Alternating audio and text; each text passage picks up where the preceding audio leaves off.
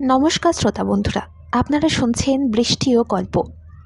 আশা করি সবাই খুব ভালো আছেন এবং অনেক অনেক বই পড়ছেন। আজকের গল্প হুমায়ুন আহমেদের লেখা রূপালী দ্বীপ। আজ দ্বিতীয় পর্ব। ট্রেন এসে চাটগাঁয়ে থামল ভোর 5টায়। চারদিক অন্ধকার, ভোরের কোনো আভাস দেখা যাচ্ছে না। প্ল্যাটফর্মের আলো কামরায় ঢুকছে, এই আলোটুকুই ভরসা। কারণ ট্রেন প্ল্যাটফর্মে ঢোকার প্রায় সঙ্গে সঙ্গেই ট্রেনের সব বাতি নিভিয়ে দেওয়া হয়েছে। রানার হাতে একটা পেন্সিল টর্চ। প্রয়োজনের সময় কোনো কিছুই কাজ করে না। রানার পেন্সিল টর্চটাও কাজ করছে না। বোতাম টিপে টিপে তার হাত ব্যথা হয়ে গেছে। অথচ এই পেন্সিল টর্চ রওনা হবার আগের দিনই কেনা হয়েছে। রানা উঁচু গলায় বলল, কেউ ট্রেন থেকে নামবে না আনটিল ফার্দার অর্ডার। যে যেখানে আছো সেখানেই থাকো, মালের দিকে লক্ষ্য রাখো, নো মুভমেন্ট। অনুষ্কা বলল, খামোখা চিৎকার করো না তো, শুধু শুধু হইচই করছো কেন? শুধু শুধু হইচই করছি? বাতি নেই, কিছু নেই, এর মধ্যে একটা কিছু যদি হয়? কি হবে? অনেক কিছুই হতে পারে। জড়ি কোথায়? জড়িকে তো দেখছি না। রানা, তোমার আলগা মাতব্বরি অসহ্য লাগছে। অসহ্য লাগলেও কিছু করার নেই, সহ্য করে নিতে হবে। জড়ি কোথায়? শুভ্র বলল, জড়ি অন্য কামরায় ঘুমোচ্ছে, তার শরীর ভালো না। রানা রাগী গলায় বলল, অন্য কামরায় ঘুমোচ্ছে মানে? কে ডিসিশন দিল? আমি কিছুই জানি না, আর দলের একজন মেম্বার অন্য কামরায় চলে গেছে। অনুষ্কা বলল, চিৎকার বন্ধ করো তো রানা, যথেষ্ট চিৎকার হয়েছে। তুমি প্ল্যাটফর্মে দাঁড়িয়ে সিগারেট টানো, ইতিমধ্যে ভোর হবে, আমরা নামব। দলের ভালো মন্দ আমি দেখব না? তোমাকে কিছু দেখতে হবে না, অনেক দেখেছ। রানা রাগ করে ট্রেন থেকে নেমে গেল। নামার সময় নেইমার পা মারিয়ে দিয়ে গেল। ব্যাপারটা অনিচ্ছাকৃত, কিন্তু নেইমার ধারণা রানা এই কাজটা ইচ্ছা করেই করেছে। নেইমা অল্পতেই কাতর হয়, পায়ের ব্যথায় সে কাতরাচ্ছে। নীরা বলল, তুই এমনভাবে চিৎকার করছিস তাতে মনে হচ্ছে হাঁটুর নিচ থেকে তোর পা খুলে পড়ে গেছে। এমন কিছু ব্যথা পাসনি যে ট্রেনের সব মানুষকে সেটা জানাতে হবে। খামোকা ঝগড়া করছিস কেন? পায়ের চামড়া খুলে গেছে। আর তোর এত নরম চামড়ার পা তুই ফেলে বসে আছিস কেন? কোলে নিয়ে বসে থাকলেই তো হতো। নেইমা কোনো কথা না বলে উঠে দাঁড়ালো, পায়ে স্যান্ডেল পরল। অনুষ্কা বলল, যাচ্ছিস কোথায়? নেইমা বলল, that's none of your business. Neima train থেকে নেমে চলে গেল। সে হাঁটতে শুরু করেছে ওভারব্রিজের দিকে। জরির খুব ভালো ঘুম হয়েছে। এসি দেয়া স্লিপিং বার্থের ব্যবস্থা ভালো, শুধু কামরাটা বেশি ঠান্ডা। কামরার অ্যাটেন্ডেন্ট বালিশ এবং কম্বল দিয়েছে। একা একটা কামরায় দরজা বন্ধ করে ঘুমানোর আলাদা আনন্দ আছে। জরি অনেক দিন পর খুব আরাম করে ঘুমালো। মাঝে মাঝে স্বপ্ন দেখল।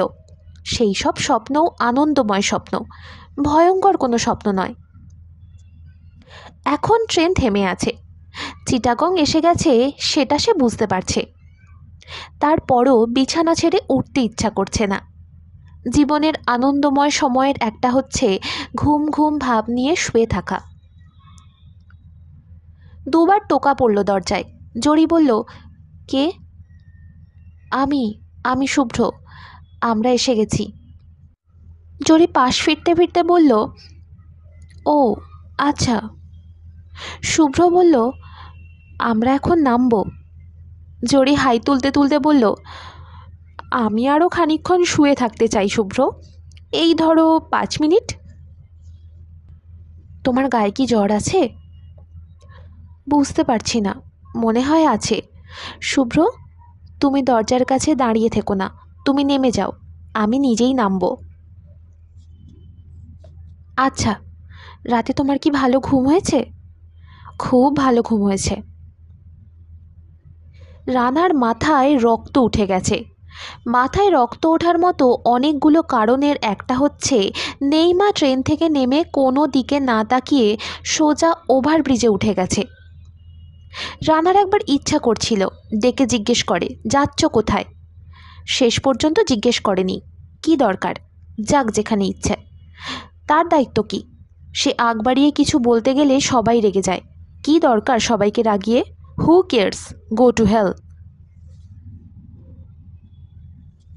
রানা খানিকক্ষণ নির্বিকার থাকতে চেষ্টা করল। শেষটায় রওনা হয়েছে খোঁজ নিতে। ওদের ভালো লাগুক বা না লাগুক, খোঁজ তো রাখতেই হবে। রানা পুরো স্টেশন খুঁজে এলো, নেইমা নেই। কোনো মানে হয়? জলজান্ত একটা মেয়ে তো আর হারিয়ে যেতে পারে না, বা বাতাসেও মিলিয়ে যেতে পারে না। হয়েছেটা কি? অনুষ্কাকে ঘটনাটা জানানো দরকার। সে শুনে হয়তো এমন কিছু বলবে যাতে আবার তার মাথায় রক্ত উঠে যাবে। রানা অনুষ্কাদের কামরার জানলার কাছে এসে দাঁড়ালো। অনুষ্কা বলল, কিছু বলবে? নেইমা কোথায়? প্ল্যাটফর্মে নেমেছে। আমি তো কোথাও দেখলাম না। অনুষ্কা হাই তুলতে তুলতে বলল, আছে কোথাও, ব্যস্ত হবার কিছু নেই। একটা মেয়ের কোনো ট্রেস নেই আর আমি ব্যস্ত হব না? ট্রেস থাকবে না কেন? ট্রেস ঠিকই আছে, তুমি খুঁজে পাচ্ছ না। রানা রাগ সামলাতে একটু দূরে সরে গেল, সিগারেট ধরালো। আর তখন দুজন পুলিশকে এগিয়ে আসতে দেখল। তাদের সঙ্গে সাদা পোশাকের একজন। সেও যে পুলিশ তা বোঝা যাচ্ছে। তারা থমকে দাঁড়ালো। সাদা পোশাক পরা লোকটি এগিয়ে এলো। আপনি কি ঢাকা থেকে আসছেন? জি। কয়েকজনের একটা পিকনিক পার্টি? জি। 4টে মেয়ে আছে আপনাদের দলে? জি। ওদের একজনের নাম জরি? জি। আপনাদের সবাইকে থানায় যেতে হবে। কি বললেন? আপনাদের থানায় যেতে হবে। কেন? ঢাকা থেকে মেসেজ এসেছে, আপনারা মনিরুজ্জামান সাহেবের স্ত্রীকে জোর করে ধরে নিয়ে চলে এসেছেন। কি বলছেন এসব? আমাদের কাছে ইনফরমেশন যা আছে তাই বলছি। রানার হাতে সিগারেট নিভে গেছে। সে নেভা সিগারেটই টানছে। তার মাথা ভোঁ ভোঁ করছে। এ কী সমস্যা? এই সমস্যার উদ্ধারের পথ কী? পুলিশের সঙ্গে প্রতিটি কথা মেপে বলতে হয়, বিচার বিবেচনা করে বলতে হয়।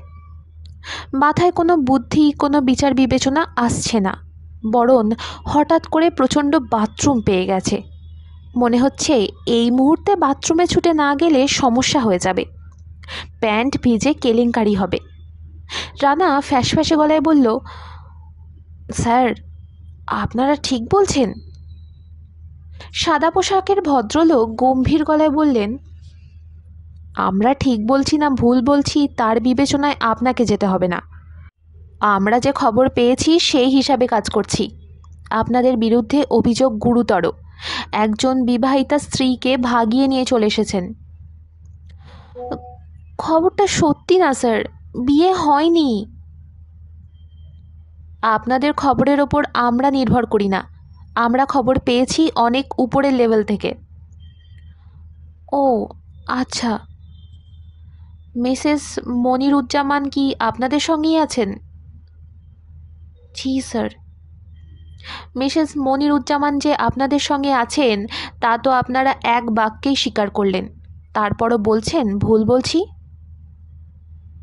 স্যার আপনারা এখানে দাঁড়ান, আমি জরিকে নিয়ে আসছি। শুধু তাকে আনলে হবে না, আপনাদের সবাইকে আমাদের সঙ্গে যেতে হবে। আপনারা যে কত বড় যন্ত্রণায় পড়েছেন সে সম্পর্কে আপনাদের কোনো ধারণা নেই। আপনার সিগারেট নেভা, আপনি নেভা সিগারেট টানছেন। রানা বলল, স্যার সিগারেট খাবেন? না, সিগারেট খাবো না। আকাশ ফর্সা হতে শুরু করেছে। ট্রেনের লোক সবাই প্রায় নেমে এসেছে। রানা কাঁপা পায়ে কামড়ায় উঠল। অনুষ্কার সঙ্গে কথা বলা দরকার, তার আগেও বাথরুমে যাওয়া দরকার। কথা নেই বার্তা নেই, হঠাৎ বাথরুম পেয়ে গেছে। একেই বলে শিকারের সময় কুত্তার ল্যাট্রিন। অনুষ্কা, একটু নিচে নেমে এসো, খুব জরুরি কথা আছে, এক্সট্রিম এমার্জেন্সি। নেইমাকে কোথাও পাওয়া যায়নি তাই তো? আরে নেইমা টেইমা বাদ দাও, অন্য ব্যাপার, সর্বনাশ হয়ে গেছে। অল্পতে অস্থির হয়ে না তো রানা, তোমার কি ব্লাড প্রেশারে কোনো সমস্যা আছে? হাত কাঁপছে কেন? কঠিন কিছু কথা রানার মুখে এসেছিল। নিজেকে সামলে নিয়ে সে সহজ ভঙ্গিতেই ব্যাপারটা অনুষ্কাকে বলল। নিচু গলায় বলল, অন্যদের শোনানোর এখন কিছু দরকার নেই। অনুষ্কার কোনো ভাবান্তর হলো না, সে সহজ ভঙ্গিতেই এগিয়ে গেল। সাদা পোশাকের পুলিশ বলল, আপনি কি মিসেস মনিরুজ্জামান? আমার নাম অনুষ্কা, মিসেস মনিরুজ্জামানকে আমি চিনি না। আপনাদের আমার সঙ্গে থানায় যেতে হবে। কোনো ওয়ারেন্ট আছে? পুলিশ যদি থানায় যেতে বলে তাহলে যেতে হয়, পুলিশের কাছে বাধা দিলে অ্যারেস্ট করা কোনো ব্যাপার না। অনুষ্কার সহজ গলায় বলল, আপনাদের পিছনে কি কোনো বড় কর্তা ব্যক্তি আছেন? হ্যাঁ আছেন। আপনার হাতে কি ওয়াকিটকি? হ্যাঁ। আমার পরিচয় কি আপনি জানেন?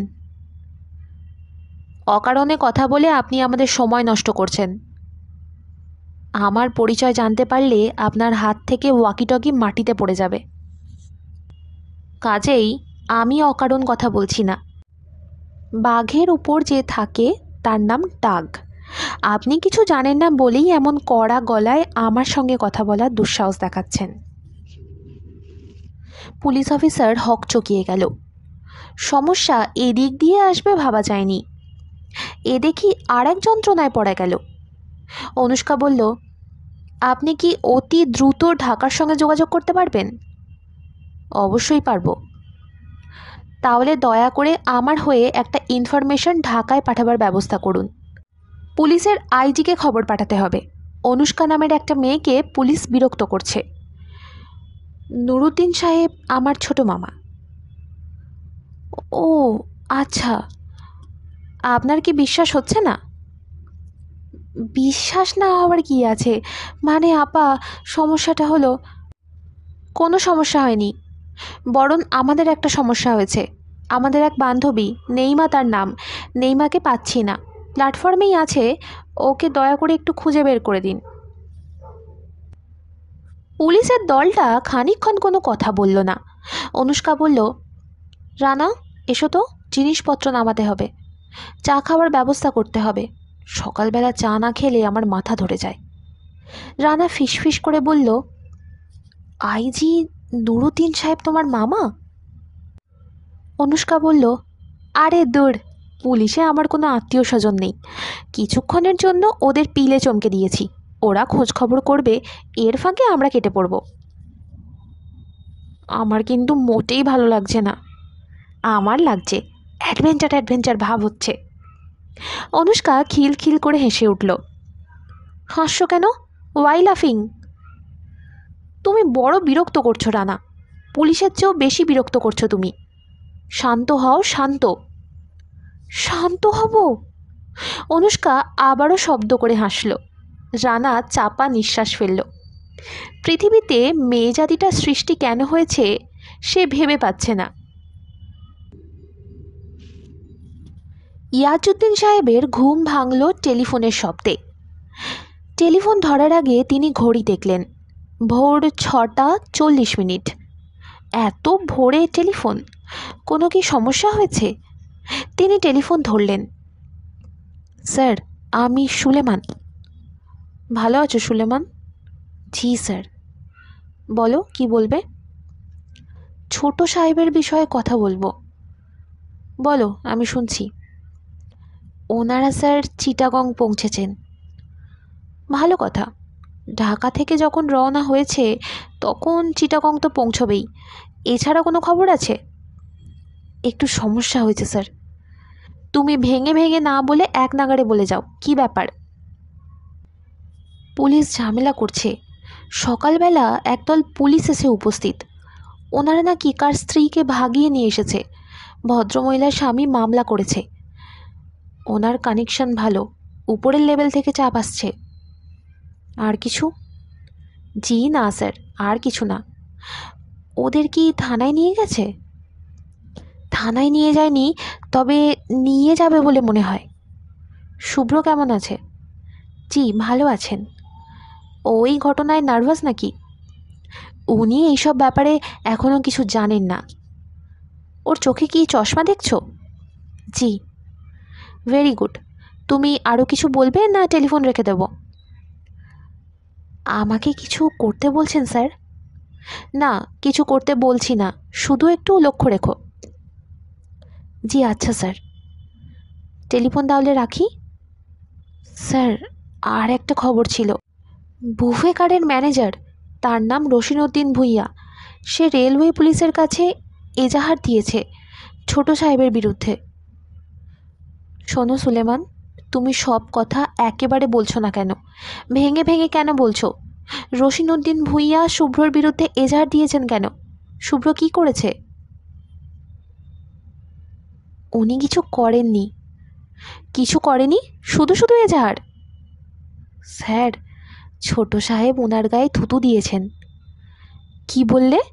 শুভ্র তার গায়ে থুতু দিয়েছে? শুভ্র? জি স্যার। সত্যি দিয়েছে? জি স্যার, সত্যি। কেন থুতু দিল? চা চেয়েছিলেন, চা দিতে দেরি করেছিলেন, সেই জন্য থুতু। চা দিতে দেরি করেছে শুধু এই কারণে গায়ে থুতু দিয়েছে? জি। তবে স্যার, রশিদউদ্দিন অত্যন্ত বদ টাইপের লোক। সে লিখিত অভিযোগ করেছে মারপিটের। আচ্ছা ঠিক আছে। ইয়াজউদ্দিন সাহেব টেলিফোন রাখলেন। রাহেলার ঘুম ভেঙে গেছে। তিনি ভীত গলায় বললেন, কার টেলিফোন? শুভ্রের? না, সুলেমান টেলিফোন করেছিল, শুভ্রের খবরাখবর দিল। শুভ্র ভালো আছে? হ্যাঁ ভালো আছে। আর ওর চশমা, হ্যান্ডব্যাগের সাইড পকেটে যে চশমা, সেটা বলেছ? না বলিনি। বলনি কেন? সুলেমান বলল ও দেখেছে শুভ্রের চোখে চশমা আছে, কাজেই চশমার কথা মনে করিয়ে দেওয়ার প্রয়োজন মনে করিনি। রাহেলা, তুমি আমাকে খুব কড়া করে এক কাপ কফি করে দাও তো। রাহেলা চিন্তিত গলায় বললেন, খালি পেটে হঠাৎ কফি চাচ্ছ কেন? কখনো তো চাও না। ইয়াজউদ্দিন বিরক্ত স্বরে বললেন, কখনো খাই না বলে কি কোনো দিনও খাওয়া যাবে না? এখন খেতে ইচ্ছা করছে, দুধ চিনি কিছুই দেবে না, র কফি। রাহেলা কফি বানাতে গেলেন। ইয়াজউদ্দিন টেলিফোন করলেন রফিককে। রফিক তার ঢাকা অফিসের জেনারেল ম্যানেজার, নির্ভর করার মতো একজন মানুষ। কোনো জটিল সমস্যাই রফিকের কাছে কোনো সমস্যা না। হ্যালো রফিক। সালাম আলাইকুম স্যার। দুঃখিত যে এত সকালে তোমার ঘুম ভাঙাতে হলো। কোনো সমস্যা নেই তো স্যার, কী ব্যাপার? তোমাকে একটু চিটাগং যেতে হবে। স্যার, আমি ফার্স্ট ফ্লাইটেই চলে যাব।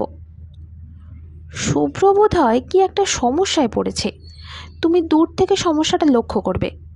সমস্যাটা কি বলবো? আপনার বলার দরকার নেই স্যার, আমি জেনে নেব। রাখি রফিক। জি স্যার, আপনি কোনো চিন্তা করবেন না, আমি দেখছি। Thank you. রাইলা কফি নিয়ে এসে দেখল ইয়াজউদ্দিন সাহেব ঘুমিয়ে পড়েছেন, বেশ আরাম করে ঘুমোচ্ছেন। গল্প উপন্যাসের অ্যাডভেঞ্চার এবং বাস্তব জীবনের অ্যাডভেঞ্চার এক রকমের হয় না। গল্প উপন্যাসের পুলিশরা সবসময় বোকা ধরনের থাকে, অল্প ধমক ধামকে তারা ভড়কে যায়, হাস্যকর সব কাণ্ড করে। বাস্তবের পুলিশরা মোটেই সেরকম নয়, ধমক ধামকে তারা অভ্যস্ত, এ নিয়ে মোটেই মাথা ঘামায় না। পুলিশের আইজি অনুষ্কার ছোট মামা শুনেও তারা তেমন ঘাবড়ালো না, বিশ্বাস করল না, আবার অবিশ্বাসও করল না। রানা লক্ষ্য করল এরা প্ল্যাটফর্মে আছে, শুধু একজন নেই। সে খুব সম্ভবত টেলিফোন করতে গেছে। সে ফিরে এলে কি হবে কে জানে। সবাইকে থানায় যেতে হলে কেলেঙ্কারি। রানা একবার বাথরুম করে এসেছে, আবার বাথরুম পেয়ে গেছে, শরীরের সব জলীয় পদার্থ বের হয়ে যাচ্ছে। এরকম একটা টেনশনের ব্যাপার, কিন্তু দলের মধ্যে কোনো উদ্বেগ নেই। অবশ্যই অনুষ্কা ছাড়া আর কেউ কিছু জানে না, কাউকে বলা হয়নি। অনুষ্কার ভিতর খানিকটা ভয় ভীতি থাকা উচিত, এবং অনুষ্কার উচিত সবাইকে জানানো। সে তা করছে না, বেশ স্বাভাবিক ভঙ্গিতে প্ল্যাটফর্মে মালপত্র নামাচ্ছে। যাকে নিয়ে এত কাণ্ড সেই জোরই খুব হাসি খুশি। সে রানাকে এসে বলল, আমাকে একটা টুথব্রাশ এনে দিতে পারবে? রানা চিবিয়ে চিবিয়ে বলল, টুথব্রাশ দিয়ে কি করবে? জরি বলল, খেলবো। খেলবো মানে কি? জরি বলল, টুথব্রাশ দিয়ে মানুষ কি করে তুমি জানো না রানা? শুধু শুধু জিজ্ঞেস করলে কেন টুথব্রাশ দিয়ে আমি কি করব?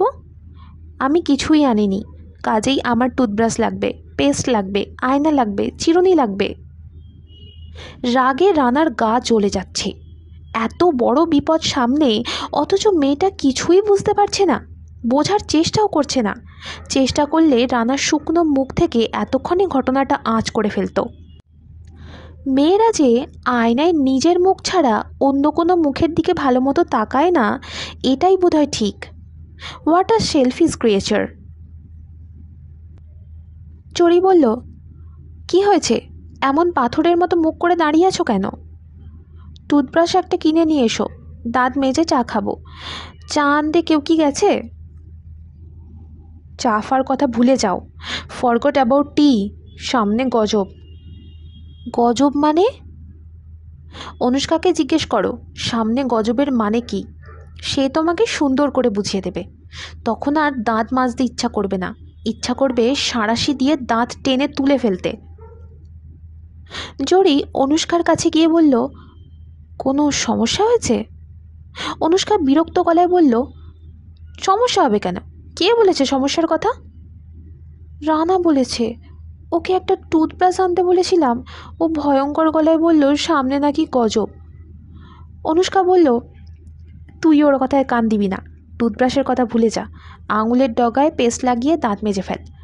মোতালেব কোথায়? মোতালেব? ওর না মাইক্রোবাস ঠিক করার কথা। রানা কাছেই দাঁড়িয়ে আছে। অনুষ্কার কথায় রাগে আবার তার গা জ্বলে গেল। মাইক্রোবাস ঠিক করার দায়িত্ব মোতালেবের না, তার। সে ঠিক করেও রেখেছে। এর ফাঁকে দেখে এসেছে বাস স্টেশনে চলে এসেছে।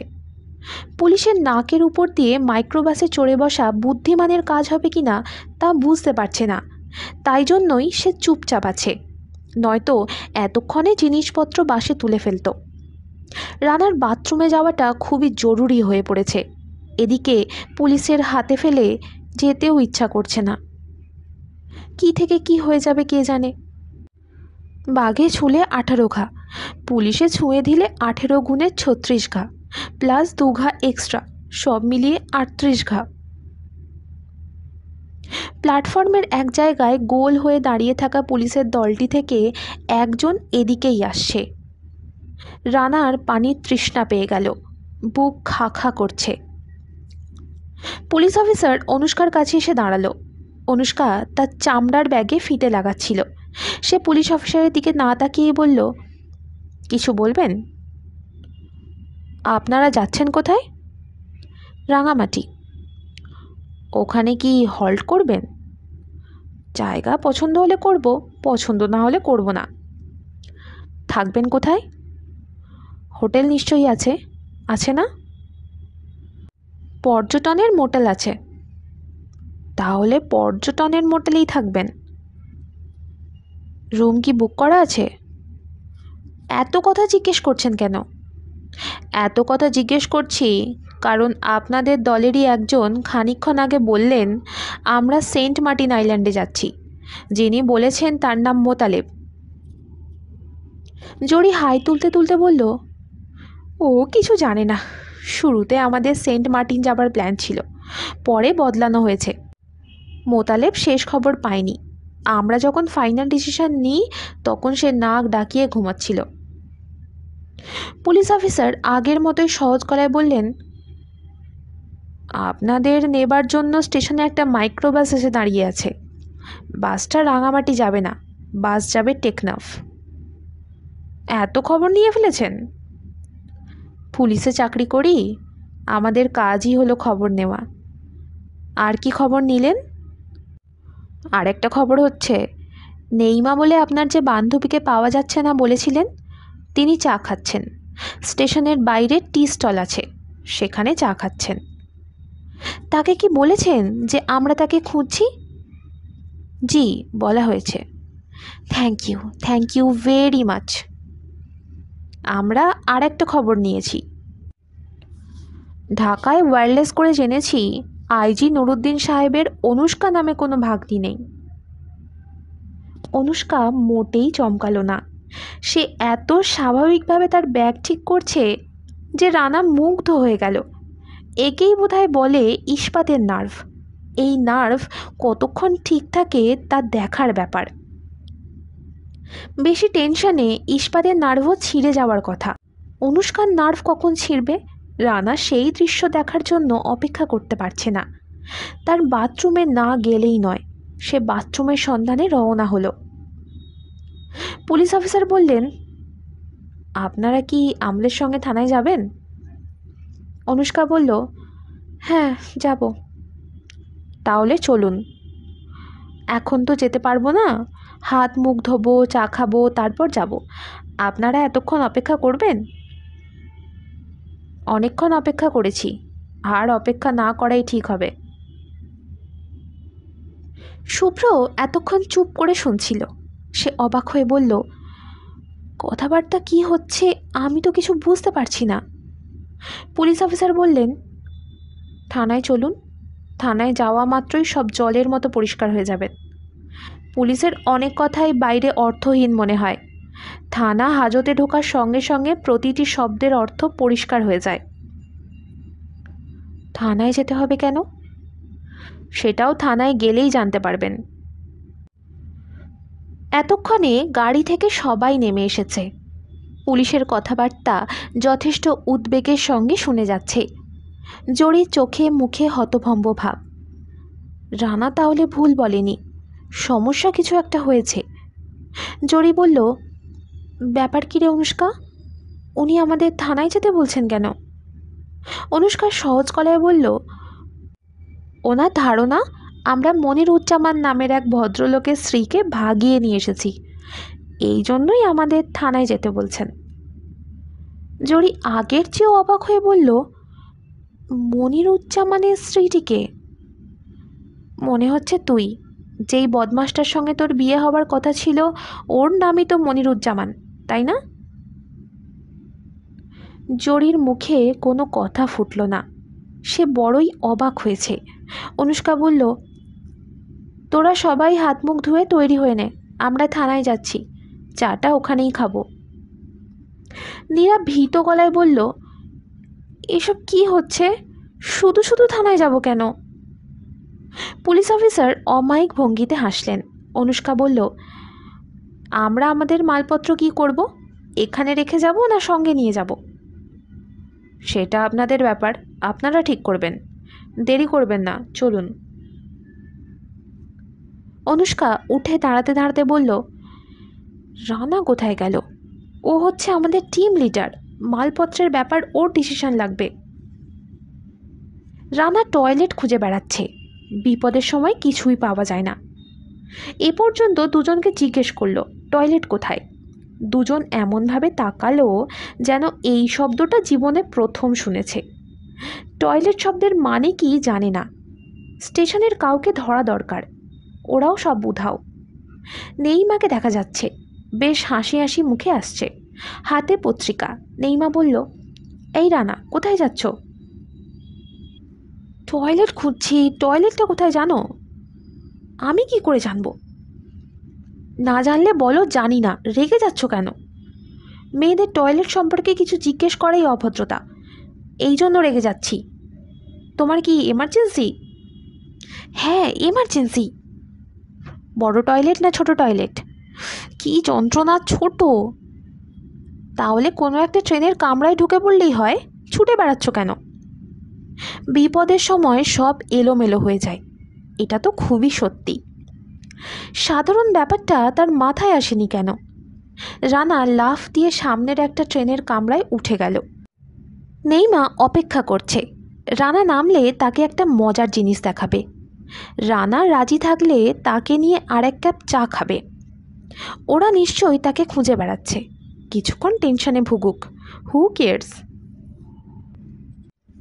রানা নামতেই নেইমা বলল, চিটাগংয়ের লোকেরা ঘুমোচ্ছিকে কি বলে জানো? তারা বলে ঘুম পাড়ি। ঘুম কি ডিম নাকি যে ডিম পাড়ার মতো ঘুম পাড়বে? হি হি। রানা ধমকে সুরে বলল, হাসি বন্ধ করো। হাসি বন্ধ করব মানে? কেলেঙ্কারিয়াস ব্যাপার হয়ে গেছে। পুলিশ আমাদের অ্যারেস্ট করেছে। তুমি এত ফালতু কথা বলো কেন? মোটেও ফালতু কথা বলছি না, অবস্থা serious. We are under arrest. আমরা কি করেছি? ডাকাতি করেছি? তোমরা ডাকাতির চেয়েও বড় জিনিস করেছো। অন্যের বউ ভাগিয়ে নিয়ে চলে এসেছ। রানা, তোমার ব্রেনের নাট বল্টু সব খুলে গেছে। তুমি ঢাকায় গিয়েই ধোলাইখালে চলে যাবে, নাট বল্টু লাগিয়ে নেবে। তোমার যা সাইজ, রেডিমেড পাওয়া যাবে না, লেদ মেশিনে বানাতে হবে। রানা আগুন চোখে তাকালো। সে ভেবে পাচ্ছে না, পুরুষ এবং মেয়ের মস্তিষ্কের ঘিলুর পরিমাণ সমান হওয়া সত্ত্বেও মেয়েরা পৃথিবীর কিছুই বোঝে না কেন। যে বাস ওদের টেকনাফ নিয়ে যাবে বলে এসেছে, সেই বাসে করেই ওরা থানায় যাচ্ছে। পুলিশের দুজন লোক বাসে আছে। একজন বসেছে ড্রাইভারের পাশে, অন্যজন অনুষ্কাদের সঙ্গে।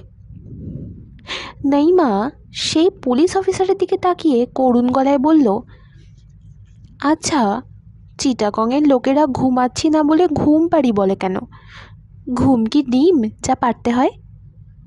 সবাই হো হো করে হাসছে। পুলিশ অফিসারটি হাসছে না। সে তাকিয়ে আছে শুভ্রর দিকে। শুভ্র বলল, আপনি কি আমাকে কিছু বলবেন? হ্যাঁ বলবো। আপনার নাম শুভ্র? জি। আপনার বিরুদ্ধে আলাদা স্পেসিফিক অভিযোগ আছে, গুন্ডামির অভিযোগ। আপনি রশিদ উদ্দিন ভুইয়া নামে বুফে কারের কেয়ারটেকারকে মারধর করেছেন, চাকু দিয়ে ভয় দেখিয়েছেন এবং এক পর্যায়ে তাকে চলন্ত ট্রেন থেকে ঠেলে নিচে ফেলে দেওয়ার চেষ্টা করেছেন।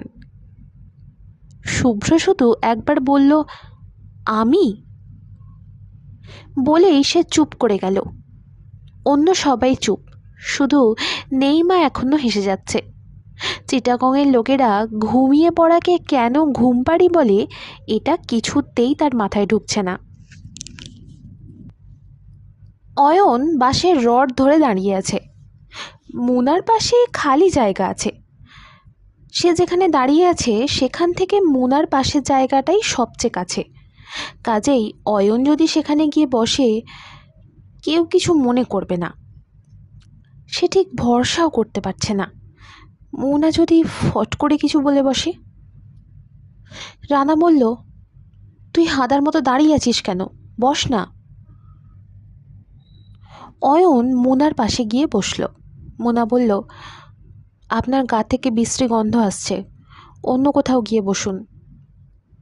অয়ন আগের জায়গায় ফিরে গেল। এই পর্বটি এই অবধি। গল্পের পরবর্তী অংশ পরবর্তী পর্বে।